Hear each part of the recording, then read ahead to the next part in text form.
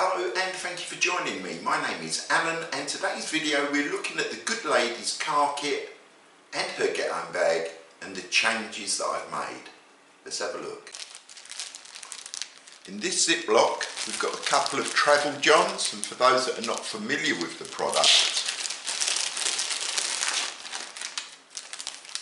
they are unisex toilet bags, for want of a better word. They're shaped so they can be used by males and females. Then there's a bag that has just over a litre capacity, and it has a sort of gel in the bag, so when you have a tiddle it hardens, so it's spill proof. So there's two of those, and they come with a towelette, you know, just like a wet wipe for each one, but there's two of those. These are placed in the centre console of the car, they're not kept in the boot area. The reason being that if you're stuck in a traffic jam, and I've been stuck on the A14 for quite a few hours before, if you've got to go, you've got to go. And whilst it's a little bit easier for a bloke, but if you are stuck in a traffic jam, you can't perhaps exit your vehicle and go and find a bush. So you can actually have a pee in situ. So there's two of them, and they're stored in the centre console of the car, and of course just with a packet of tissues.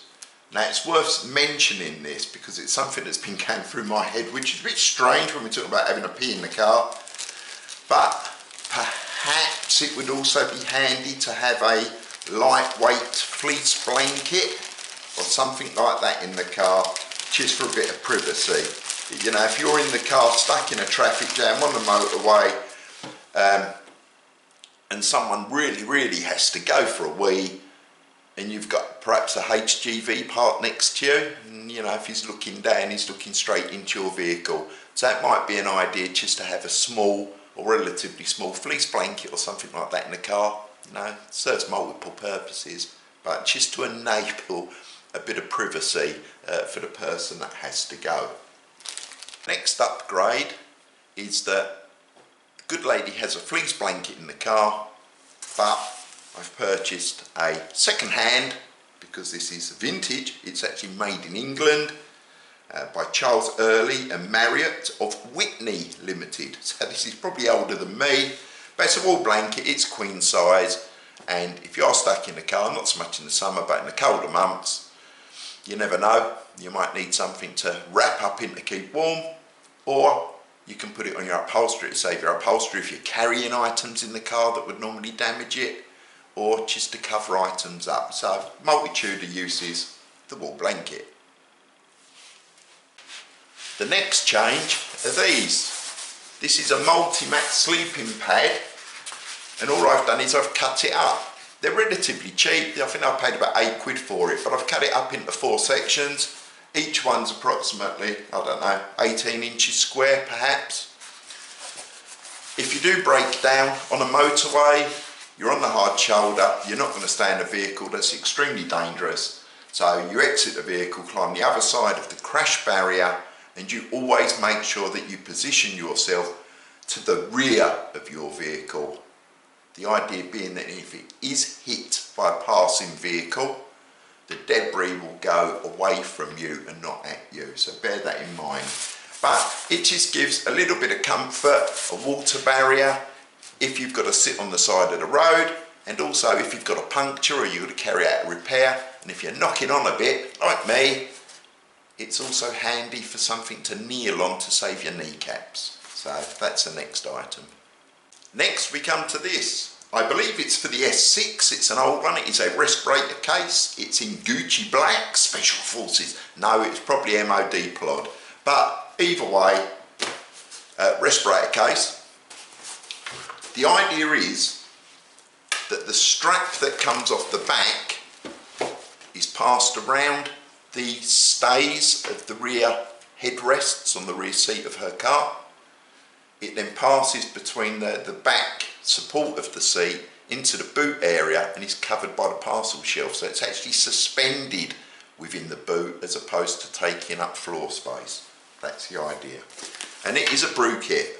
You never know when you're going to get stuck. You go out for a day, lovely scenic area, you're sitting there having a look and you want a cup up. Or you broke down, you're waiting hours for the AA or the RAC, so you get a wet on. Inside are two 1 litre Avon water bottles.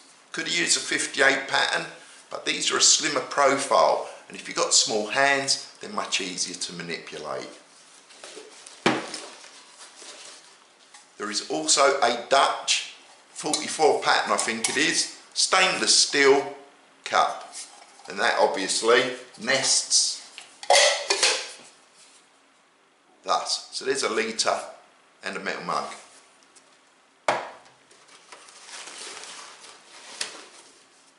Then the other side is another Avon 1 litre bottle and a Dutch metal mug. It is very rare that there will be more than two of us when we're going out. If we're in a good lady's car, there's two of us, so we've got a mug each, 2 litres of water to make a brew, or if you really need to, you can add it to your screen wash if it's run out, or even if you've got a bit of a water leak, you found out in your car, you've now got 2 litres of water that you can start topping up. So you can never have too much water.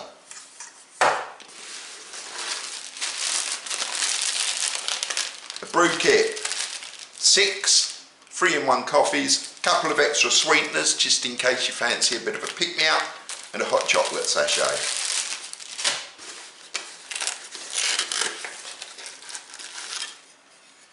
One homemade lid that I made for the Dutch mug, just so that when I put it on the stove, it will perhaps boil a little bit quicker, keep rubbish out of it.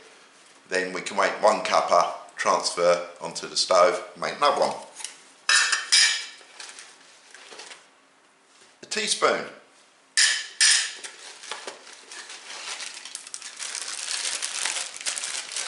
And then a BCB Fire Dragon stove. Hexie's no longer in use, so there's 3 tablets in there which will make 3 brews. Mini bit lighter so you can light it. And then in this side pocket on the resi case, just in a Ziploc, there's another 3 fuel cubes. So 6 coffees, 6 fuel cubes, 2 litres of water, you know, 250, 300 ml per coffee, plenty. That's the full content of the brew kit. Next up is the get home bag. The bag itself is a cheapie, it's made by Trespass. They were on Amazon. I think they normally retail at less than 20 quid. When they're in a sale you can pick them up for about £14. Would I want to go hiking for a day with it? No, because I think it'd probably fall apart. Is it adequate to keep stuff in the back of your car? Absolutely. If the push come to a shove, would I use it? If it's all you've got, you'll use it. It will be okay for occasional use. I don't think it's sturdy enough for everyday use, but it's cheap and approximately 30 litres in capacity. This mesh pocket is a water to go filtration bottle with a capacity of 500 ml. The filter in it does appear to be pretty good, but once you start using it, it's got limited time, so there is a little clicky button here that once you start using it, you click it, and then there's a little scale here that will change when it suggests or tells you that you need to change the filter. But in the get home scenario, perfectly adequate, not particularly expensive, under 30 quid, so that's what's in there.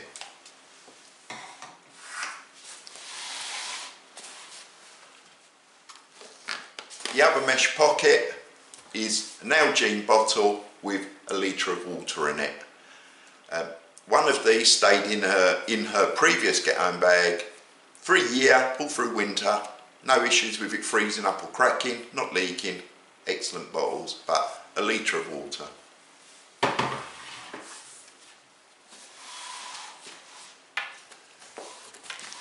In this front zipped pocket,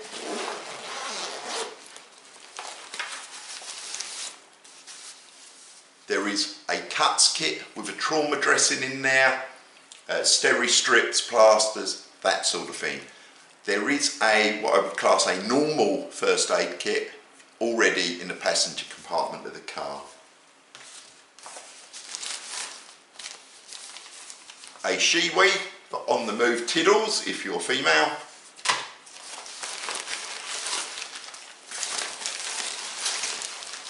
Mylar blanket. And in this pouch, this bag, it says food and drink.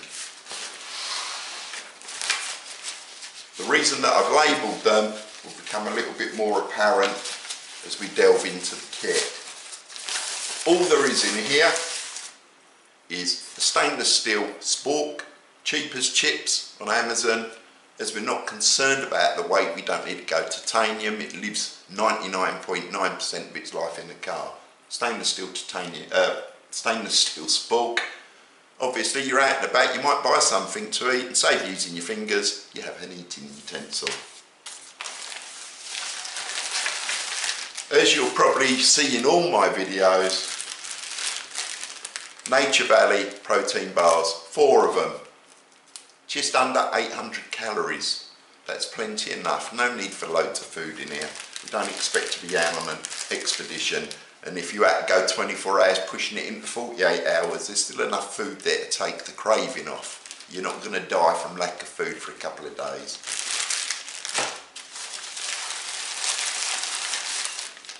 And then finally, there are more coffees, some sweeteners, some lemonade powder, basically because a good lady doesn't like the taste of water. So there's some flavoured drink sachets you can add to it. Some sweets, yeah, some hard candy, and some mints. Especially if you have got to walk a little bit and your mouth's drying up, you just, pop a sweet in your mouth, it keeps your mouth wet, so to speak. So it's just a bit of a morale boost. And I know you're going to say, well, the get home bag itself hasn't got a stove in it, and it hasn't, but it could be that you've broken down, your car needs to be repaired, it's got to go to a garage, and you're going to have to land up going into a motel or a travel lodge, something like that. So there's usually tea making facilities there, but to have a few extra, plus what's in the brew kit, just gets, makes life a bit easier. So that's the sort of the food element. And that pouch is now empty. Moving into the second one, and as you'll see with this, the bag is not jam-packed with stuff. So if the worst was to happen, you've got options to take other items that are in the car and to actually put them in the bag. Pair of gloves.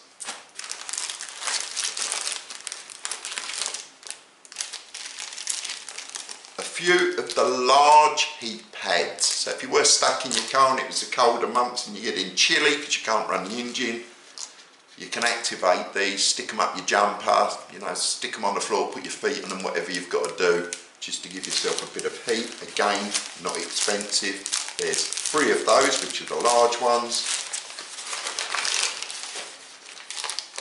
and 2 pair of the little hotties for your hands. Haven't got to be in your hands, stick them up your jumper, do whatever you've got to do. Glow stick, just because. Bit of paracord.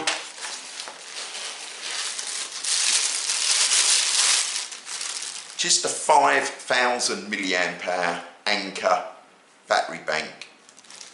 The car can charge the phone. If you're not in the car, if the battery's completely knackered, then there's an option to put 1 charge into her phone. She's not a heavy user with the phone. When we go to bed, her phone is normally still on 90%, so that's plenty to get her out of trouble, and the charging leads are there too.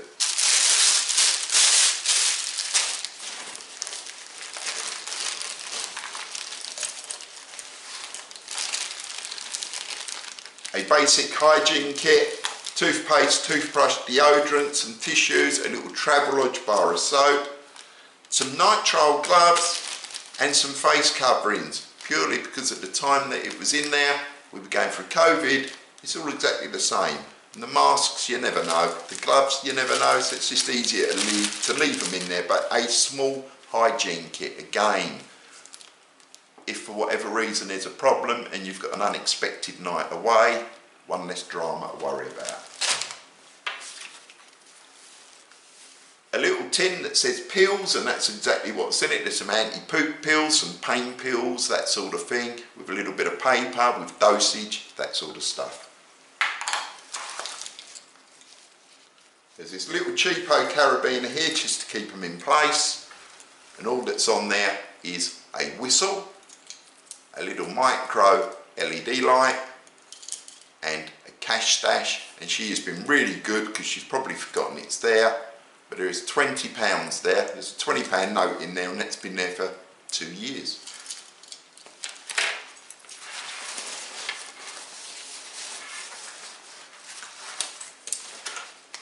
A notebook and a pen.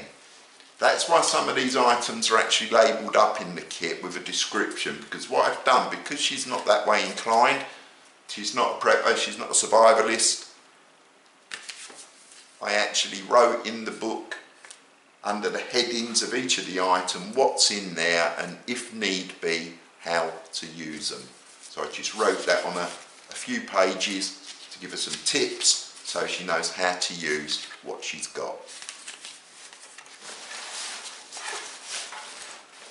A fire kit. Probably wouldn't get used by the good lady, but if I was in the car and I had to, I've got it. There's a small ferro rod in there, a mini Bic lighter, some tinder quicks, that sort of stuff. So enough to get a fire going should we need to.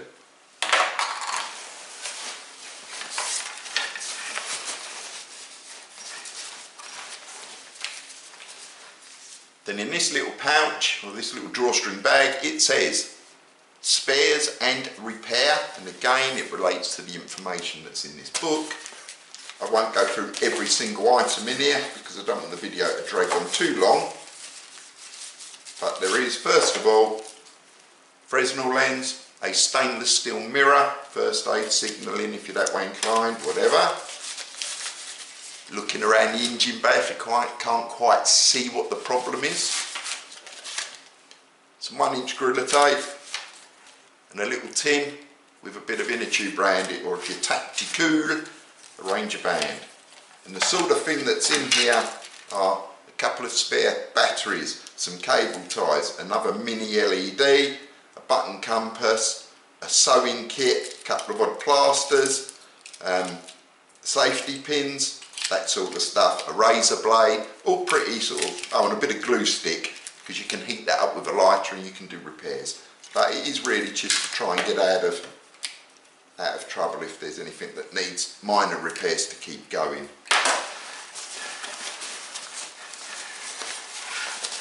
Then in this little zipped pocket in the bag, there is one of my old Swiss Army knives. It is perfectly sharp, but I am very aggressive for some reason when I sharpen these, and you'll probably see that the profile of the blade's a bit strange, but it's perfectly usable. It all works and it is very sharp. So UK legal, pocket knife in there,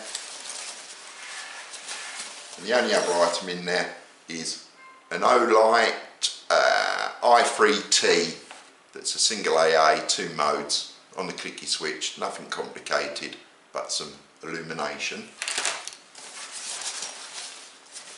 Then moving into the main compartment of the bag, again you can see it's half empty. Plenty of options to put extra in there. Put a jumper in there if you know if you're getting hot, whatever. This, if you were leaving your vehicle, wouldn't be taken. So you can unzip it, take it out, leave it in the car and carry on. And all that's in here is a Nebo Fat Larry, Big Larry, can't remember what it's called, torch. I bought one for myself, I was that impressed, I got her one. Various modes, normal light, extremely bright, floodlight, red light, and red strobe. So, loads of options, runs off 3 AA batteries. I am not keen on rechargeable torches for preparedness.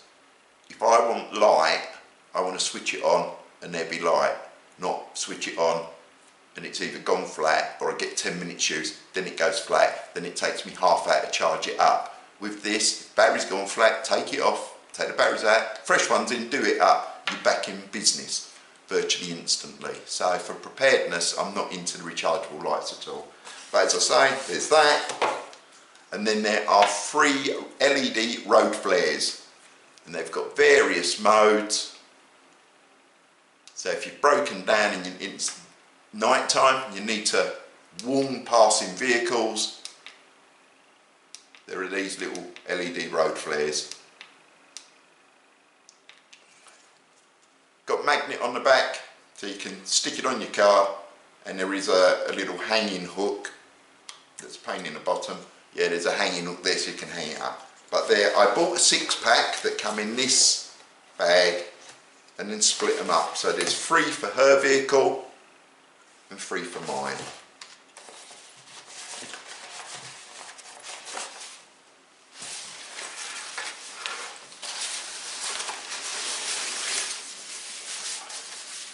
Then we have a waterproof jacket. Yes, it's not breathable, it's not Gore-Tex, it's a relatively cheap one made by Regatta, but it will offer some level of waterproofness.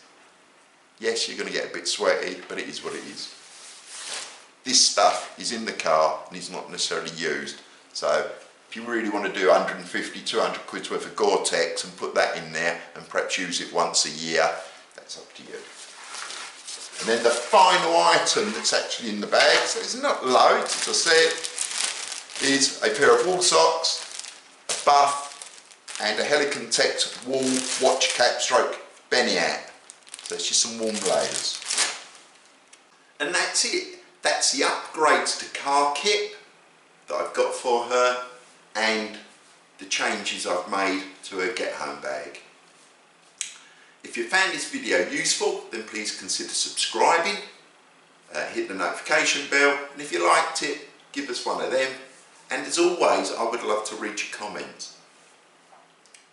Have you created a get home bag or a car kit? Not so much for yourself, because I expect you probably have, but for a loved one, for your partner, or even for your kids. You know, if you've got teenage kids or older children, then they wouldn't be children, but you know what I mean, that are driving. Have you equipped them with the basics to get them out of trouble? Because prepping isn't just about me. I prep, you know, for my clan. But anyway, give us some comments. See you soon. Enjoy your day.